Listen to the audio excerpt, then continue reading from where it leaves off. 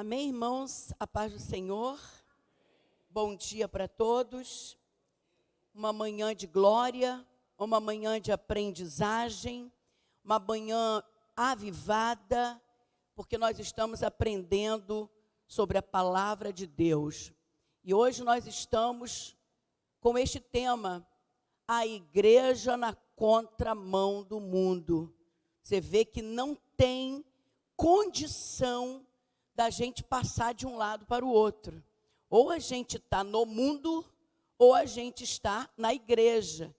A gente não pode ser um crente Raimundo, um pé na igreja e o outro no mundo, né? A gente não pode ser 80% Cristo e 20% eu. A gente precisa ser 100% Jesus Cristo. Amém? Então hoje nós vamos falar sobre a igreja na contramão do mundo. Eu queria que você abrisse a palavra do Senhor para você ver a importância da igreja para Deus. A igreja não é importante só para mim, para você. A igreja é importante para Deus. E Mateus capítulo 16, a partir do versículo 13 ao 19, vamos ver aí a importância que o céu dá para a igreja. Mateus 16, do 13 em diante. Abra a Bíblia, pega a caneta, escreva mesmo. Eu hoje me esmerei. Eu e meu marido ficamos uma parte da madrugada fazendo o tal do PowerPoint, porque eu não sei fazer. Ele que fez tudo para mim. Mas eu fiquei ali orientando ele, né? Porque a pessoa tem que saber o que o outro está pensando. E aí eu vou colocar a aula toda pela primeira vez no vídeo. Aleluia! Estou crescendo. Glória a Deus. E diz assim: tendo Jesus chegado da região de Cesareia de Filipe, interrogou os seus discípulos dizendo: quem dizem os homens ser o filho do homem? Responderam eles: uns dizem que tu és João, o Batista. Outros dizem que tu és Elias. E outros dizem que tu és Jeremias, ou algum dos profetas. Mas vós, perguntou-lhes Jesus, quem dizeis que eu sou? Respondeu-lhe Simão Pedro, tu és o Cristo, o Filho do Deus vivo. Dá para você repetir isso comigo? 1, 2, 3 e já? Tu és o Cristo. Coloca mais ânimo nessa voz e nesse pulmão e diga mais forte.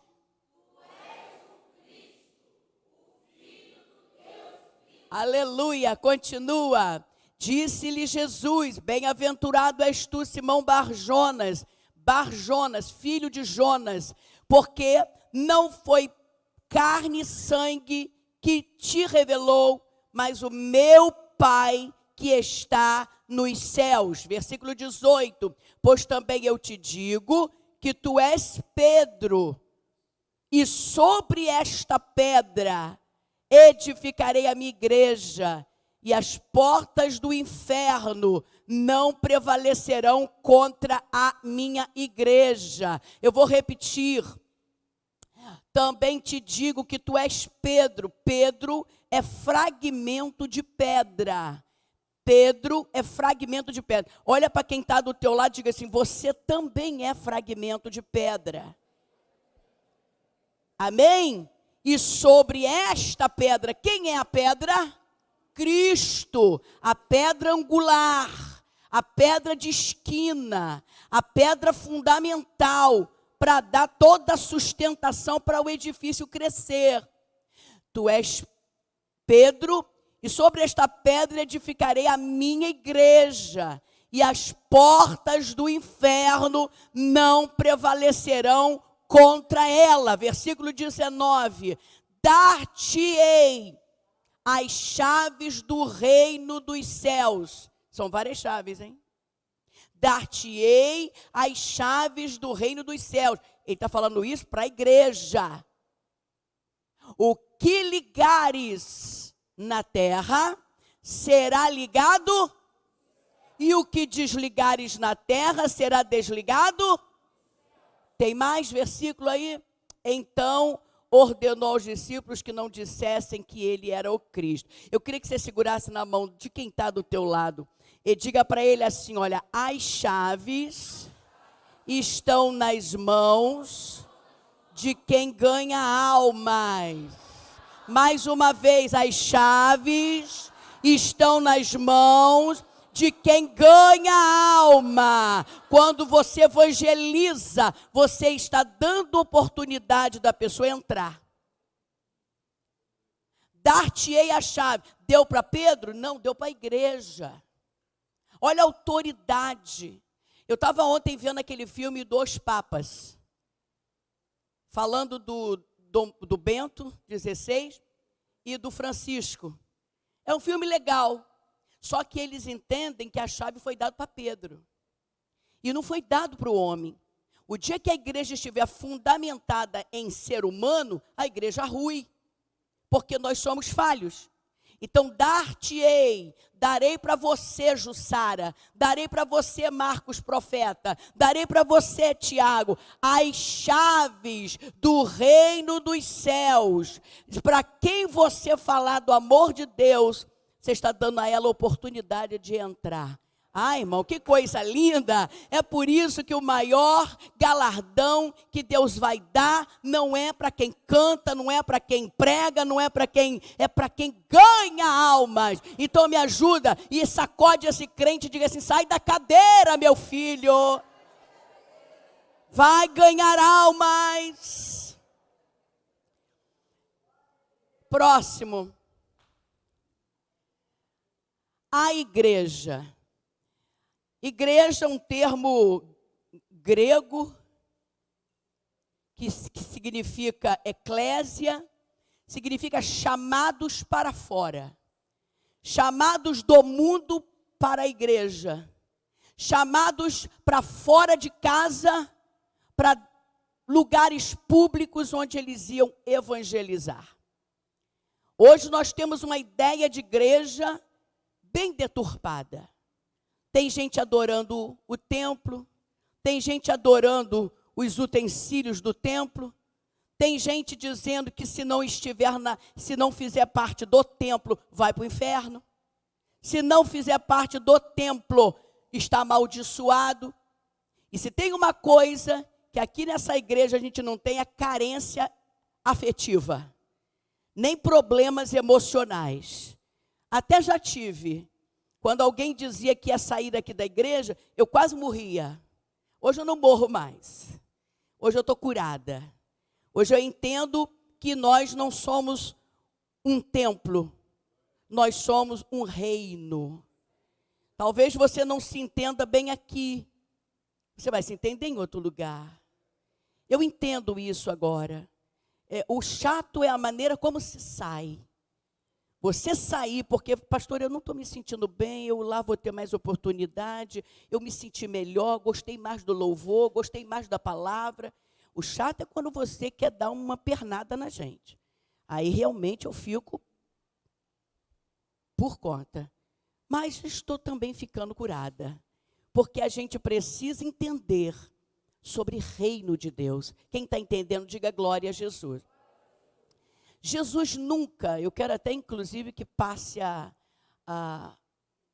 pode passar, Rafael. Jesus nunca mandou construir templo.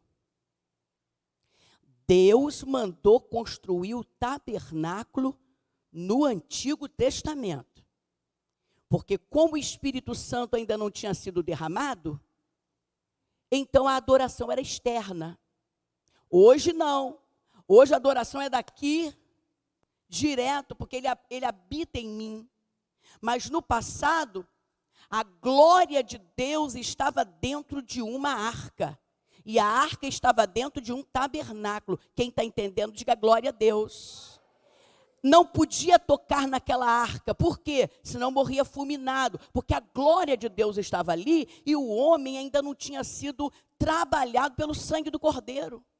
O sangue ainda não tinha sido derramado, o Espírito Santo ainda não tinha sido derramado. Então a glória de Deus estava dentro de uma arca. Por isso que aquele homem, o nome dele, eu vou usar, né? Tocou na arca e foi fulminado. Não foi porque Deus fulminou ele, não. É porque a pecaminosidade entrou em conflito com a santidade. Hoje, a gente não precisa de arca. A gente não precisa de tabernáculo. Porque a Bíblia diz em Hebreus 8 que o tabernáculo do crente é o céu. E o sacerdote desse tabernáculo é Cristo Jesus. Bate a mão na mão do teu irmão e diga assim: vamos crescer na fé, meu filho. Vamos crescer no conhecimento da palavra. Então, cada dia eu estou cantando numa igreja diferente. E tem igrejas, irmãos, que não pode tocar na arca. Tem igreja que para poder convocar o povo para adoração tem que tocar o chofar. Isso é rudimento da lei. Arca, chofar, sacerdote vestido de talit, quipá, isso é coisa da lei. Porque eles estavam na sombra da graça. Tudo que acontecia ali, os varais, a bacia, o altar do sacrifício, tudo aquilo era simbólico do que aconteceria na dispensação da graça. Em outras palavras, no nosso tempo. Antigamente só podia se adorar em Jerusalém. E se alguém estivesse fora de Jerusalém, tinha que pegar o seu tapetinho e dobrar o joelho em direção para onde fica Jerusalém, para onde fica Jerusalém, e orar voltado para lá. E o Senhor vira para aquela mulher samaritana, porque ela diz para ele assim: os nossos pais adoraram neste monte. Que monte? Monte Gerizim. Mas vocês, judeus, dizem que é em Jerusalém onde a gente deve adorar. Aí Jesus diz para ela assim: mulher, vai chegar o dia, e já chegou, que os verdadeiros adoradores adorarão ao Pai em espírito e em verdade. Você pode adorar tomando banho, você pode adorar na cidade, pode adorar no quarto, pode adorar onde for, que aonde você invocar o nome do Senhor, Ele vai te ouvir e vai te responder. Aleluia! Não vou falar com você de um mundo, de uma igreja na contramão do mundo, de pecado. Porque você já sabe que quando você peca, e você tem prazer no pecado, é um pecador impenitente. Você está desagradando o Senhor. Eu não preciso vir aqui para falar. Antigamente, quando se falava de igreja na contramão do mundo, se falava: não pode cortar cabelo, não pode usar calça comprida, não pode botar brinco. Só falava de aparência. Mas eu não vim hoje aqui para falar de contramão em usos e costumes. Eu vim aqui falar que a igreja que está na contramão do mundo é a igreja que ensina o evangelho genuíno. Quando você começa a trazer para a igreja rituais do judaísmo, você está dizendo: Cristo ainda não veio para mim. O fim da lei é, fala mais uma vez, o fim da lei é, a lei é uma dispensação que Deus deu para judeu. Quando Cristo veio, essa dispensação cessou. E surge uma nova dispensação com a morte de Cristo, com a ressurreição de Cristo. Qual é, pastora? A dispensação da graça. Não sou salvo se eu tiver um amuleto. Eu não sou salvo se eu tiver uma muleta. Eu não sou salvo se eu fizer, se eu acontecer. Não, eu sou salvo de graça. Eu aceitei a gratuidade da minha salvação em Cristo. Foi Ele que pagou o preço. Eu sou apenas alvo da salvação. Eu queria que você levantasse a sua mão para o alto e diga assim: Senhor, obrigada pela tua graça. Eu não vou torná-la vã, aleluia. Eu não vou torná-la vã. Eu não sou salva por causa das minhas obras. Eu sou salva por causa do sangue derramado de Jesus Cristo. Eu sou salvo porque Deus me deu a salvação de graça. Então eu quero falar sobre isso. Hoje, a igreja que vive nos rudimentos antigos, ela vive na sombra. Coloca aí, Rafael, Hebreus capítulo 10, versículo 1. Ele vai colocar, queria que você abrisse a sua Bíblia para você aprender a manusear e anotar alguma coisa se você quiser. Olha o que diz: porque a lei, tendo sombra dos bens futuros e não a imagem exata das coisas, não pode nunca, pelos mesmos sacrifícios que continuamente se oferecem de ano em ano, aperfeiçoar os que se achegam a Deus. Irmãos, a gente faz jejum para mortificar a carne, porque Deus não se agrada de sacrifício. Nem tome jejum por sacrifício. Tome jejum por uma oportunidade de você mortificar a carne. Porque a única adoração que Deus aceita, Hebreus 13, 15, é a adoração de lábios, fruto de lábios que confessam o nome do Senhor. É um coração santo, é um coração adorador, é um coração obediente. Deus não está interessado mais em circuncisão de prepúcio. Deus está interessado em circuncisão do coração. O tratar de Deus conosco é no espiritual, e que isso vai tocar no nosso físico. Eu sou o resultado do meu coração regenerado. A regeneração não vem de fora para dentro. Então, quando eu vejo, presta atenção, vou falar uns negócios aqui esquisitos. Gente que pega a matula, sobe para o monte e passa lá 4 dias dormindo no monte para buscar a presença de Deus, está voltando para os rudimentos da lei. Você pode fazer isso dentro do seu quarto. Você pode fazer isso no pé da tua cama, porque o que vai se dobrar diante de Deus, o que vai chamar a atenção de Deus, não é a tua ida para o monte, para o vale, mas é o teu quebrantamento, o quebrantamento do teu coração, aonde você estiver. Geralmente pessoas que, não estou dizendo que sou contra, não sou contra, eu gosto de um monte, eu gosto de um vale, eu gosto de buscar a face do Senhor. Mas geralmente quem faz isso, se acha melhor do que todo mundo. É o que o fariseu fazia. Ele subia e dizia assim: eu não sou como esse, que eu oro tantas vezes, eu dou dízimo, eu dou oferta, eu faço e aconteço.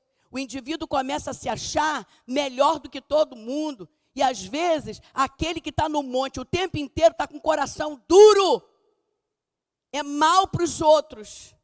E o publicano, que embora fosse pecador, tinha o coração quebrantado.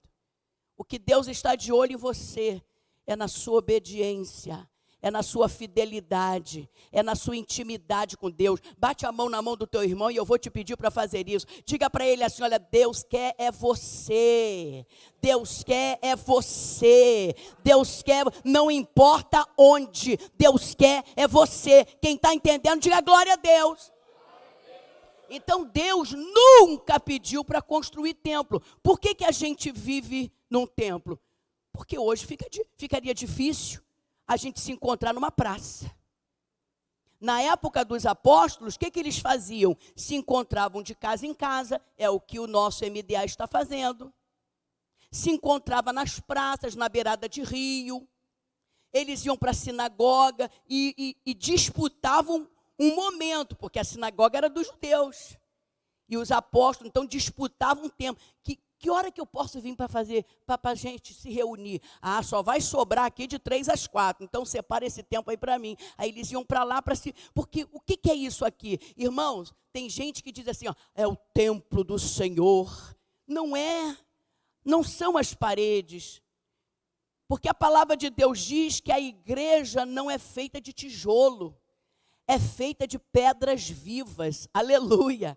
É feita de mim e você, aonde eu e você estivermos reunidos e invocarmos o nome do Senhor, Ele se fará presente.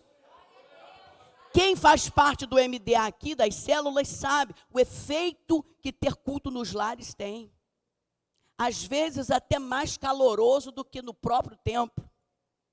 Porque lá só tem um interesse, aqui tem um monte. Aqui muita gente vem para cá, porque quer mostrar roupa nova, porque quer ver a irmã, porque quer bater papo, né? Existem também os rituais, estou entrando na casa de Deus. Quando na verdade, quando Jesus fez referência à casa de Deus, ele disse assim, a minha casa será chamada casa de oração, mas vocês que frequentam a minha casa estão fazendo dela covis de ladrões. Quem está entendendo? Então, para Jesus, igreja é casa de oração. Você que gosta de orar, que vem para a igreja, que dobra o joelho, poderia fazer isso na praça, mas a gente não vai fazer. Ontem a gente estava lá no na minha casa, irmão, a gente estava morrendo de calor debaixo daquele sol escaldante. Pensa você na praça, dobrando o joelho para orar. Não dá, irmão, tem que ser aqui no ar-condicionado, aleluia. É gostoso, não é? Sentadinha nesse banco e não em cima de um formigueiro, aleluia. Mas isso não é a prioridade. Quando você liga para um irmão e diz assim, irmão, eu estou te ligando porque senti no coração o desejo de orar. Vamos orar, irmão? Aí você ora de cá e ele concorda de lá. Aí ele ora de lá e você concorda de cá. Está constituído ali a igreja do Senhor. Ô glória! Aonde estiverem 2 ou 3 reunidos, o Senhor se faz presente. Então Jesus nunca mandou construir templo. Quando Lucas escreve Atos dos Apóstolos, ele identifica a igreja como lugar de comunhão. Você já leu, capítulo 2 de Atos, do 42 ao 47, eles tinham tudo em comum. Eles comiam de casa em casa, rindo, se alegrando, nem ali, se alegrando, dando glórias a Deus, repartindo os bens. Isso é igreja, irmão. Igreja que ninguém se preocupa com ninguém. Você acha que Deus está nisso? O irmão está passando necessidade de ser tchum para ele. Você vem para a igreja nos trinques e o irmão de chinelo de dedo e você não está nem aí para ele. Isso é igreja. Igreja é corpo. Igreja é corpo. Como é que está a Denise? A Denise ontem não foi para o nosso encontro, porque ela deu uma torcida lá no corpo dela. Reinaldo deu uma torcida na Denise, né? Que ela foi para o hospital, misericórdia. Esse careca aí, só Jesus, não é verdade? Então, lugar de comunhão. Diga comigo assim, a igreja é o corpo de Cristo, casa de oração, lugar de comunhão. Eita, e agora? 1 Timóteo 3,15. A igreja de Cristo é coluna e baluarte. Baluarte é firmeza da verdade. Se aqui não tem verdade, não tem verdade em lugar mais nenhum. Para você ver como a mentira não pode fazer parte, a fofoca não pode fazer parte, o disse-me disse não pode fazer parte, porque aqui é firmeza, coluna, sustentação da verdade. Bate na mão de quem está do teu lado e diga assim, vai aprendendo o que é a igreja. Igreja não é lugar para eu sentar, para tirar uma soneca e pegar chiclete e botar debaixo do banco. Olha a falta de reverência. A gente pensa que Deus não está vendo essas coisas. Se Deus estava observando como que as pessoas vêm ofertar, você pensa que Ele não observa também quem está pegando chiclete e botando debaixo do banco? Quem está falando mal do irmão, quem está entendendo, diga glória a Deus. Segundo, terceiro, quarto, não sei. E vamos ler comigo? 1, 2, 3 e já?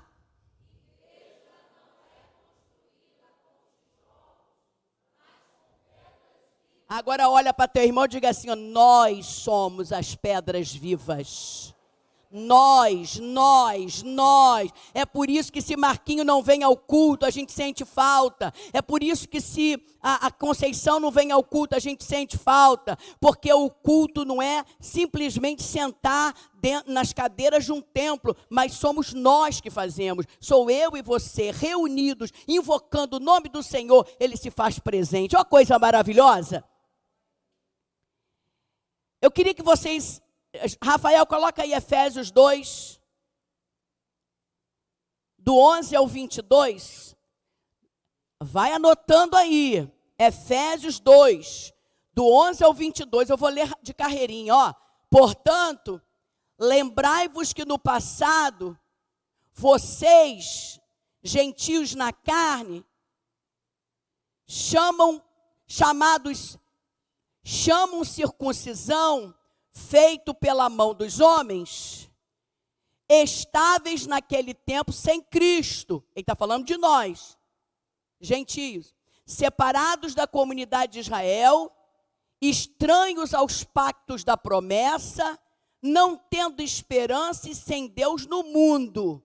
Continua, mas agora, em Cristo Jesus, vocês, que antes estavam longe, já pelo sangue de Cristo chegaram para perto, porque Ele é a nossa paz, o qual de ambos os povos, de quem? Gentios e judeus, fez um povo, e derrubando a parede de separação que estava no meio, na sua carne desfez a inimizade, isto é, a lei dos mandamentos contidos em ordenanças, para criar em si mesmo, dos dois, um novo homem. Diga assim, esse novo homem é a igreja. Diga. Olha o que ele fez. Pegou judeu e uniu com gentio e fez um povo. Esse povo é a igreja, que não vive nos rudimentos da lei, mas vive uma nova aliança, a aliança no sangue do Cordeiro. É por isso que a gente não pode encher a nossa igreja de rituais judaicos. Porque quando a gente começa a fortalecer o judaísmo, a gente não está vivendo o cristianismo. Quem entende isso? Se agora, a partir de então, aí a gente começa a entender, né, Marília? A gente chama isso aqui, ó, de altar. Não, isso aqui é palco. Porque o altar sou eu. Então, quantas vezes a gente já não disse assim, como é que pode aquela pessoa que está em adultério, está pregando? Por que Deus não fulmina aquela pessoa? Está no altar. Porque, na verdade, a gente vem arrastando essa cangalha. Isso não é o altar. Isso é um palco. Isso daqui não é altar. Isso aqui é um púlpito. Porque o altar, a arca do concerto, o lugar onde Deus habita, é o meu coração. É por isso que eu tenho que tomar cuidado com o que eu faço em casa, na rua. A gente fica com medo de subir aqui, porque aqui só sobe quem está santificado. E o coração como é que está? Altar de Deus. Então, judaísmo, judeus, gentios, unidos pelo sangue do Cordeiro. A parede que separava e tornava os inimigos foi desfeita pelo sangue de Jesus. E agora nós temos uma nova aliança. Diga comigo assim, a graça tira qualquer mérito de mim. e coloca todo o mérito em Jesus Cristo. Quem já ouviu falar em... Deixa aí que eu vou continuar lendo. Quem já ouviu falar em mentoria espiritual? Quem já ouviu falar em cobertura espiritual? Irmãos, isso é muito bonito. A etimologia é maravilhosa. Mas hoje, com o advento do G12, eles tiraram o que era do Espírito Santo e trouxeram para o homem. Então hoje, muita gente não faz nada se não falar com seu mentor. Hoje, muita gente não faz nada se não falar com a sua cobertura espiritual. Tiraram o que era do Espírito Santo e colocaram no sacerdote. O sacerdote é um homem que dirige a igreja. Não tem isso no Novo Testamento. Sacerdote é coisa da velha aliança. Deus instituiu um pastor para conduzir rebanho. Mas você, ele deu o Espírito Santo dele. O Espírito Santo dele está dentro de você. Você pode orar, você pode buscar a face do Senhor e o Senhor pode te dar respostas. Porque o nosso mentor, nossa cobertura espiritual chama-se Espírito Santo. Como é gostoso conviver com um crente que entende essas realidades. Quando a gente começa a dizer que você precisa de alguém para decidir por você, a gente tira de você o desejo e a força de ir até o Espírito Santo. Quem está entendendo isso? Tem gente que não faz nada se não ligar para a irmã fulana. Tem gente que não toma decisão nenhuma se não ligar primeiro para a sua... Como é que se fala? Minha discipuladora. A pessoa, ela deixou de depender de Cristo e passou a depender de uma pessoa. Isso é judaísmo, isso não é graça. Quando Jesus disse que ia partir, e os discípulos ficaram todos tristes, ele disse assim, olha, não fiquem tristes porque não deixarei vocês órfãos, mas enviarei o outro Consolador, o Paráclitos, e ele estará convosco todos os dias, até a consumação do século. E você acha que o Espírito Santo está fazendo o que na tua casa, no teu coração? Está no cantinho esperando você ouvir o que a irmã Doquinha tem para dizer para você?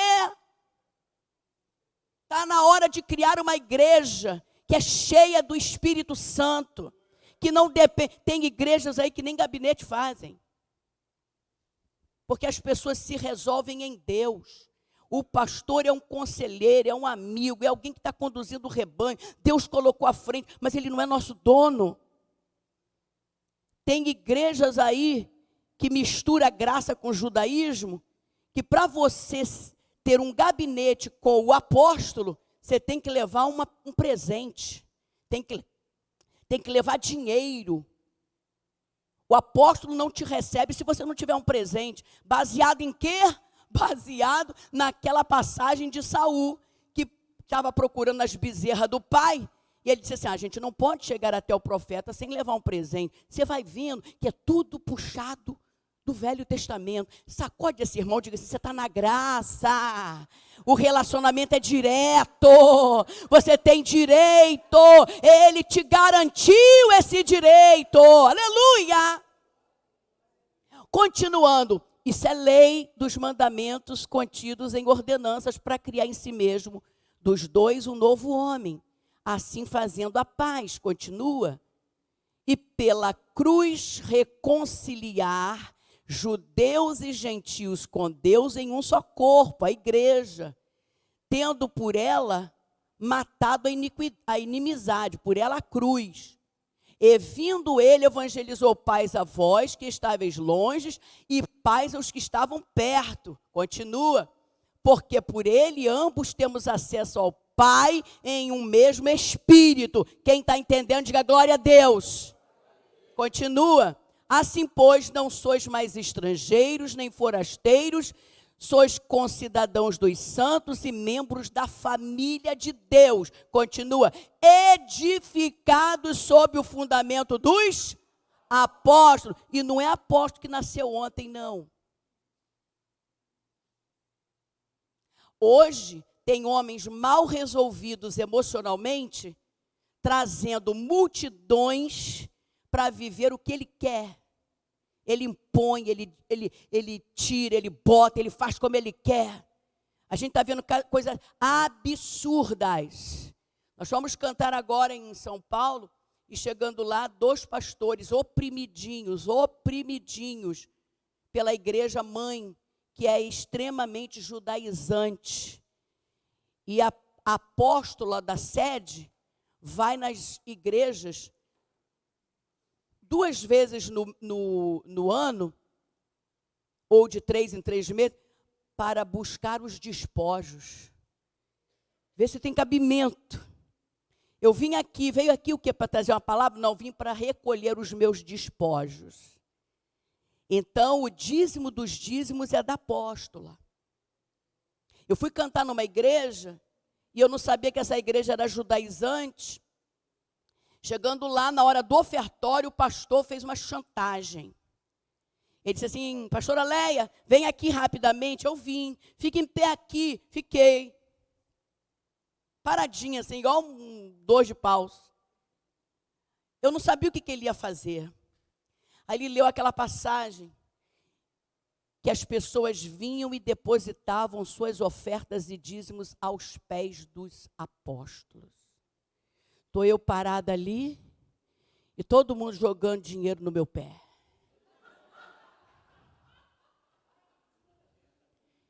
E eu ali me rasgando de raiva. Porque quem estava ali era a Leia Mendonça. Ele usou a minha imagem. Mas, irmão, aquilo ficou abarrotado de dinheiro. Eu olhando assim, falei: Jesus, tomara que seja para mim, Jesus.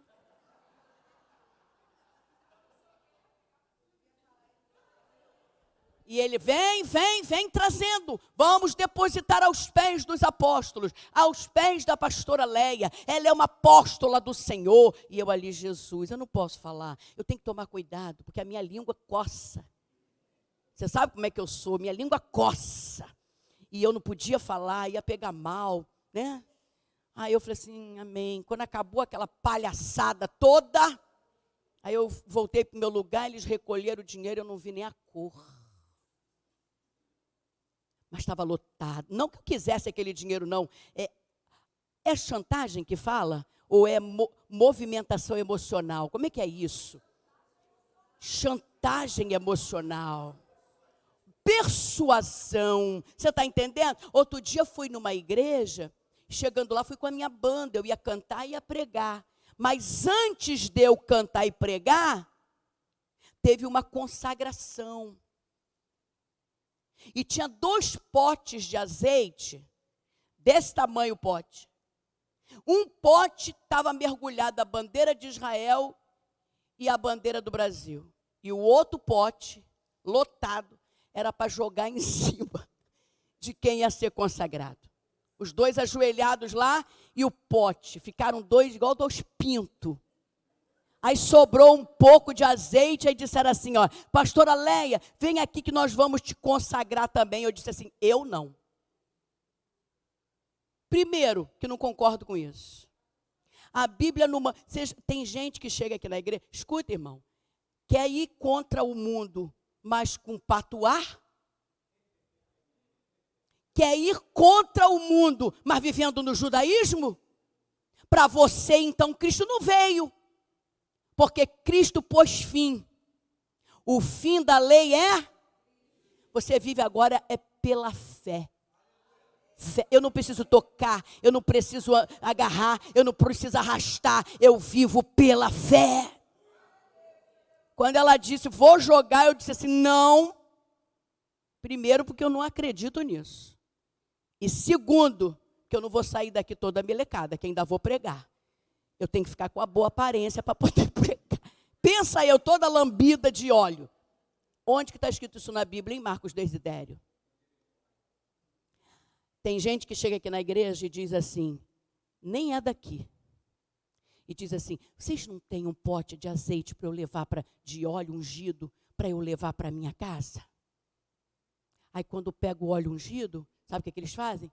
Vão pelos cantos da casa assim, ó, ungindo. Isso é macumba, gente. A pessoa nem cristã é. A Bíblia nunca mandou isso. E mais, aqui ninguém venha me pedir óleo ungido, não. Porque quem usa o óleo ungido é a autoridade da casa. Para ungir, sabe quem? Quem está enfermo. A unção para uma consagração pastoral, diaconal. Agora, você entendeu que o óleo virou o quê? É patuá? Mandinga? Amuleto? A pessoa está colocando uma confiança no óleo. Tem igrejas aí dizendo que estão trazendo areia de Israel. Aí fica todo mundo comendo areia com azeite. Sangue de Jesus. Bate a mão na mão desse crente e diga assim: você está livre. Você está livre. Edificado sob o fundamento dos apóstolos e dos profetas, sendo o próprio Cristo Jesus a principal pedra de esquina. Oh, glória! Continua, no qual todo edifício bem ajustado cresce para templo santo no Senhor. Não cresce parede, cresce sou eu, aleluia. Bate a mão no peito e diga assim: sou eu que sou o templo e estou crescendo para a glória de Deus. Sou eu que estou crescendo. Continua. É só até aí, né, Rafael? Ok, passa para o próximo.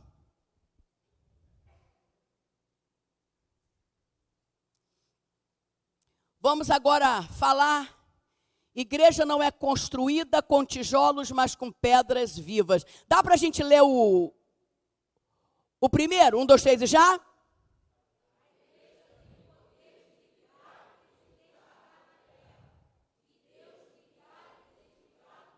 Não, gente, lê isso de novo, porque isso é forte. Você, não individual. Porque eu já vi gente orando e dizendo assim: eu posso ligar e desligar. Você não. A igreja. Diga comigo: a igreja. Liga e desliga. A igreja. Quem é que cuida da igreja? Quem é que está na dispensação da graça aqui na igreja? O Espírito Santo. Por que a igreja liga e desliga? Porque quem dá as ordens e a direção aqui é quem? É o Espírito Santo. A igreja que é o pastor, o ditador, o que faz do jeito que ele quer e não é orientado pelo Espírito Santo, ele não tem o direito de ligar nem desligar nada. E eu já vi pessoas, pastores, dizendo para membros: se sair daqui vou te desligar. E vai ser desligado o teu nome no livro da vida. A pessoa fica desesperada. Na época que eu tinha 14 anos, meus pais eram da DIG. E a DIG tinha essa ideia, graças a Deus que mudou. Então disseram para o meu pai: nós estamos te excluindo, uma calúnia que fizeram com meu pai, estamos te excluindo na terra e Deus está te excluindo no céu. Nunca mais meu pai foi para a igreja nenhuma. Meu pai virou mendigo. Graças a Deus que essa maldição não veio sobre mim. Fomos em São Paulo agora para poder ajudar um ministério que estava sufocado com o judaísmo. Essa igreja se desligou.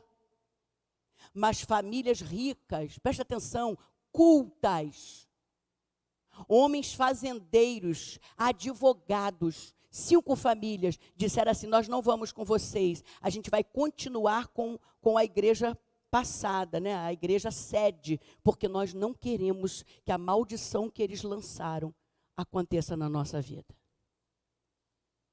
Irmão, vocês estão sentados no banco aí, recebendo alimento genuíno e puro, mas o que tem por aí de gente carregando cangalha? Aqui na igreja mesmo chegou uma amiga minha de infância, Fatinha Vasques, minha amiga, somos amigas desde de criança. Ela se converteu na Universal.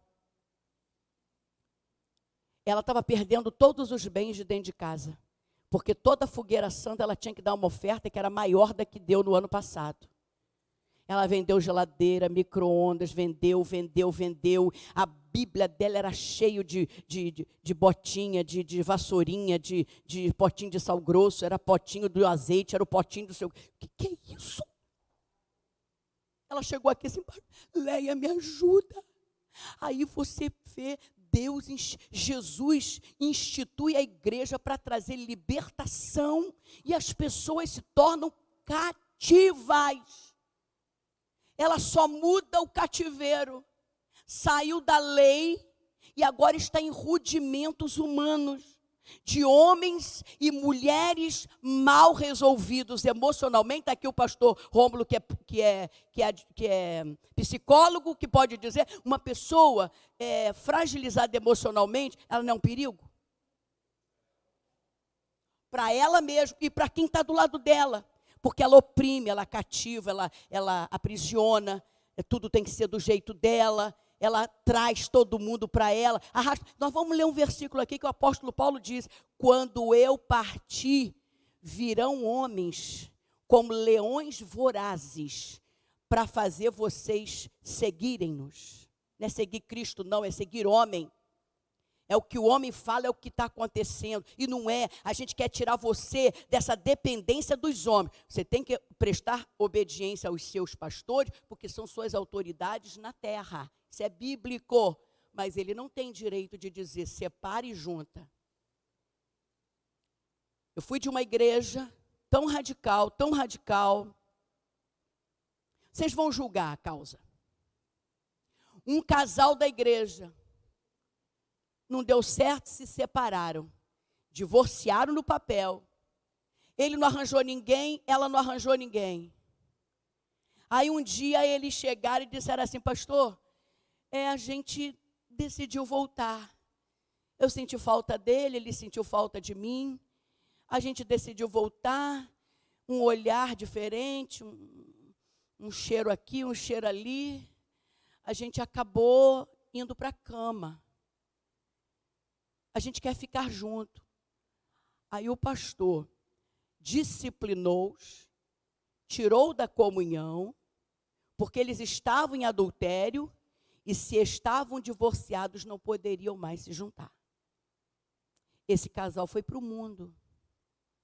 O que vocês falam disso? Quero ouvir. Eu quero ouvir. Ó.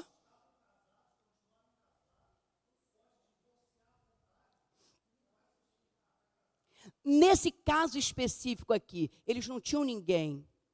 Eles estavam juntos. Eu quero ouvir vocês.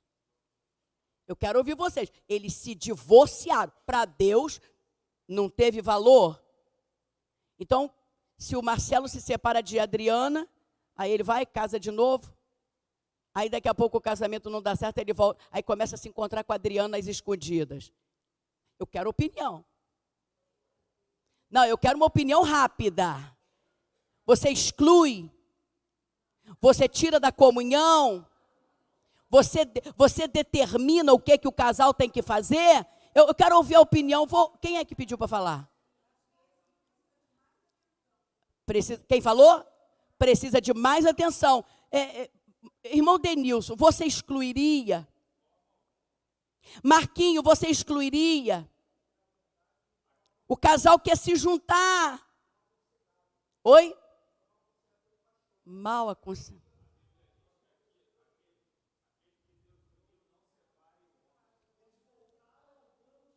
Eles voltaram. Mas o que vocês acham que esse pastor fez? Matou. Matou. Ainda que o pastor não concordasse, não se pode definir a vida do próximo. Tem gente que vem no nosso gabinete para ouvir nossa opinião. Eu fico, aí o indivíduo toma a decisão baseado na minha opinião, depois dizer o quê? Foi a pastora que mandou. O quê? É ruim, hein? Quem já fez gabinete comigo sabe. Eu não dou opinião, eu não digo o que ninguém tem que fazer.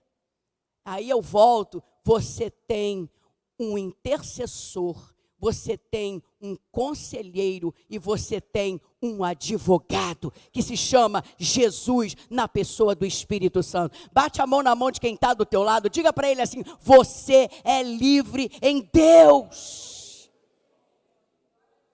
Tem que tomar cuidado, porque tem gente também, né, que a gente tem que saber conviver com todo tipo de pessoa. Tem gente que fala assim: Deus já falou comigo, não preciso falar com o pastor. Não tem gente assim? Olha a sabedoria. Você decidiu, vim conversar, pastor, eu estou sentindo isso, o que o senhor tem para me dizer? É outra coisa. Pastor é para aconselhar. Pastor, irmão, não é para poder trazer para si e dominar a vida das pessoas. Então as pessoas hoje vivem como vivia o pessoal da lei. Quem é que determinava as coisas? Moisés. Quem é que determinava as coisas? Arão. Por quê? Porque a adoração era exterior. A palavra de Deus vinha do homem para o homem. Hoje nós temos intimidade com o Espírito Santo. A gente não precisa se sacrificar a família por causa de rudimentos humanos. Né? Então vamos ler a segunda parte. 1, 2, 3, diz: as chaves.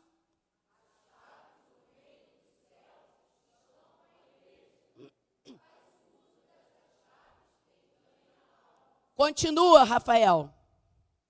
Igreja primitiva e igreja contemporânea. Nós só vamos ler. Na igreja primitiva, tinha homens santos, tinha falsos cristãos e tinha cristãos problemáticos. Na igreja contemporânea também tem isso? Tem. Então dizer que a igreja primitiva era melhor do que a nossa, não é. Você vai ver ali, Estevão, homem de Deus. Falsos crentes. Himeneu, Fileto, a Bíblia chega a chamar esses homens de câncer. Esses homens criavam tanto problema com as falsas, com as heresias, que amargurava a igreja. Eram os dominadores da igreja, trazendo doutrinas apóstatas.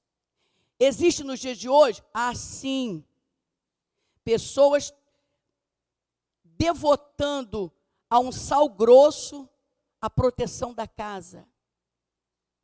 Gente devotando a um pote de azeite a unção, a proteção, os cuidados, a cura de Jesus. E existe crentes problemáticos, lá no passado tinha, Sintique e Evódia. Quem já ouviu aqui, já leu sobre elas? 2 irmãs abençoadas na igreja. É uma Heloísa e uma Marília. Sintica e Evódia colaboravam com o ministério de Paulo, que era a beleza. Um dia as 2 brigaram. Mas brigaram tão feio que ficaram inimigas. E agora Paulo precisava das 2. E não. Quem vai? A Sintica que vai? Então não vou. Quem vai fazer a obra contigo? Evódia? Então não vou. Aí Paulo pede para os irmãos da igreja de Filipe tratar desse assunto, porque ele está sentindo falta das irmãs. Tem isso nos dias de hoje? Tem irmãs na igreja que não se fala? Ela vai para o coral? Então não vou. Ela está na coreografia? Deus me livre, não entre. Está prejudicando o quê? A obra do Senhor. Continua. Vamos lá, deturpação da doutrina. Eu não vou falar mais, porque já falei. Judaísmo dentro do cristianismo. Cristianismo misturado com judaísmo e com rudimentos humanos não salva a igreja. Não salva ninguém. Quem vive com pecinha e devotando as pecinhas, aos talites, ao kippá, tem gente que fala assim: não, eu vou naquela igreja lá, que aquela igreja que é poderosa. Por quê? Porque o indivíduo é cênico. Terra, eis que você aí de verde, você de verde, tem uma palavra para você, uma profecia que todo mundo daria. Irmão, mexe com o emocional. Pensa que eu estou aqui assim, ó. E estou no manto, o pessoal fala assim: ela está manifestando. Aí eu viro e falo assim: você aí de amarelo. A pessoa, ela não ouve mais o que a pessoa tem para dizer. Nós fomos numa igreja que a profetisa falava a identidade de várias pessoas e a CPF. E eu lá assim, meu Deus, mas para que o céu precisa disso? E ela vai falando, né? Ela estava pregando quando nós chegamos, lá na Suíça. Aí nós estamos chegando, quando ela me viu chegar, ela gosta da Leia Mendonça, quis aparecer. Aí começou a profetizar para mim, meu coração já ficou duro. Daqui a pouco ela virou e falou assim, ó, eis que te digo que eu estou indo no Brasil para abençoar o Mateus. E Mateus estava lá do meu lado. Ela esqueceu de visitar a página do Mateus. Irmão, quem aqui se sente um cristão genuíno? Levanta a mão e dá glória. Bíblia. Sabe quem é enganado? Duvido que uma pessoa que lê a Bíblia é enganada. Duvido que uma pessoa... Porque orar é bom? Orar é muito bom. E ler a Bíblia é bom demais. Porque quando você junta oração com Bíblia, ninguém te derruba. Você vai, ó, irmão de Bereia, vai analisar. Peraí, isso daqui estranho, isso aqui é esquisito. Continua. Qualquer ensino voltado para o judaísmo é como viver nas sombras. É como se Cristo não tivesse vindo para você. E se Cristo não veio para você, você não pode ser salvo. Olha o perigo. Olha o perigo. A adoração judaica era externa. E só no templo a adoração da igreja é interna e em todos os lugares. Continua. Cristo morreu fora do arraial. Depois eu vou colocar esse estudo lá no informativo, tá? Ó, estar em Cristo é estar fora. Desculpa ali, tá? Filipenses, meu maridinho acertou, não é FL não. FL é Filemon. É FP, marido. Aleluia.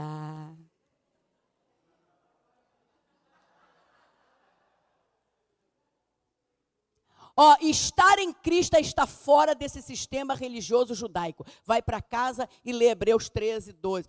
Jesus não foi crucificado em Jerusalém, ele foi crucificado fora das portas. Olha ali o que diz, ó, Laodiceia é a igreja que aderiu ao sistema e por isso se tornou mística, está morna, está apagada. Jesus está do lado de fora, ele não consegue entrar. Por quê? Porque o que está inflamando Laodiceia é o óleo ungido, é o saquinho de sal grosso, né? Tem gente que quando sobe no púlpito, Marquinhos, vem com manto dourado. Aí fica todo mundo lá, meu Deus, quero tocar um pouquinho. Não faz isso. Jesus é na sua vida. Jesus morreu por você. O papel da igreja é pregar o evangelho. 2 Coríntios diz que nós somos embaixadores de Cristo. O que consiste o evangelho? Alguém aqui sabe me dizer? No que consiste o evangelho? Qual é a mensagem que se prega? E o que é salvação? Como é que essa salvação aconteceu? Evangelho. Olha, você era pecador, eu também. Estávamos destituídos da glória de Deus e o nosso fim era o inferno. Mas o amor de Deus foi de tal maneira que ele deu o seu filho unigênito para morrer na cruz. O sangue derramado é o sangue que me salva se eu aceitar o sacrifício. Se você aceitar o sacrifício, se você chamar Jesus para ser Senhor da sua vida, o seu nome vai ser escrito no livro da vida. E quando Jesus vier buscar a igreja, ou você partir através do falecimento, teu lugar já está estabelecido no céu. Isso é evangelho. Como é que vive o crente? Orando. Como é que vive o crente? Lendo a Bíblia. Como é que vive o crente? Em comunhão com a igreja. Mas também passeando, também se alegrando, também se divertindo. Tem pessoas que elas querem parecer tão santas, que quando você liga para elas, eu estava orando. Aí você lê de novo, eu estava lendo a Bíblia. Eu estava de jejum. Tem gente que quando jejua vai assim, ó. Aí você fala assim, irmão, está passando mal? Estou de jejum. Sabe o que Jesus falou? Quando jejuar, lava a cara. Lava o rosto. Não deixa ninguém saber que você está jejuando. Porque quem quer aparecer na terra não vai ganhar galardão no céu. Quem for dar uma oferta, dá com uma mão que a outra não veja. O que quer dizer isso? Não faz alarde, não toca trombeta. Olha aqui, hoje estou dando R$100 de oferta. Aleluia! Terminando, vamos lá para o mundo. Vou ler só com vocês, tá? Porque a hora já passou. Eu não quero falar muito do mundo não, porque a gente não está mais lá. Mas isso vai estar no informativo. E você pode chegar em casa e ler. Olha aqui. O mundo é um sistema regido pelo diabo. Se você ler 2 Coríntios 4,4, está dizendo, o Deus deste século, o Deus deste mundo, cegou o entendimento dos incrédulos, não dos crentes, para que ao ouvir a palavra não creiam e não sejam salvos. Olha a astúcia de Satanás. Quando você se envolve com os prazeres do mundo, com as coisas que denigrem a pessoa de Cristo, você está se submetendo ao sistema regido pelo diabo. Pastora Alessia está inventando, está tudo ali. Número 2, faz parte desse sistema quem vive independente de Deus. Eu vou dar só um exemplo, um só. Quando Caim matou Abel, Deus foi atrás de Caim, que esse Deus é maravilhoso. Chegando lá, disse, Caim, onde está teu irmão? E eu, por acaso, sou tutor do meu irmão? Caim, onde está o teu irmão? Porque o sangue dele está clamando da terra. Irmão, isso é um mistério. Isso é Deus justificando até depois da morte. Cadê Abel? Porque o sangue dele está clamando por justiça da terra. E a Bíblia diz que Deus faz de tudo para poder trazer Caim de volta. Se ele se arrependesse ali, meu Deus, eu perdi a cabeça, Deus perdoava. Mas o último versículo diz assim, ó, e Caim saiu da presença de Deus e foi para Nod, e os seus descendentes fundaram a civilização que se chama mundo. É gente que não depende de Deus, é gente que não obedece a Deus, é gente que não se importa com Deus, é gente que não se importa com a igreja de Deus, não se importa com salvação de ninguém, independente. Número 3, o que move esse sistema é o desejo carnal dessa geração incrédula e perversa. Satanás não faria nada se o teu apelo carnal não fosse desenfreado. Como é que Satanás consegue ter domínio sobre nós? Concupiscência da carne, concupiscência dos olhos e soberba da vida. Quem são os inimigos do crente? O diabo, o mundo e a carne. Aí agora eu quero te dizer, o diabo já está derrotado. O mundo, diz aí 1 João, o mundo passar. E com ele a sua concupiscência, desejo, cobiça, vai passar. O mundo vai passar. E a Bíblia diz que só vai ficar aquele que faz a vontade de Deus. Esse permanece para sempre. Então, o que é que pode tirar você dessa eternidade? Bate a mão na tua carne e diga assim. Terminando. A religião, vai botando os outros. Olha lá, número 2. Cuidar do necessitado e manter-se incontaminado do mundo, isso é verdadeira religião.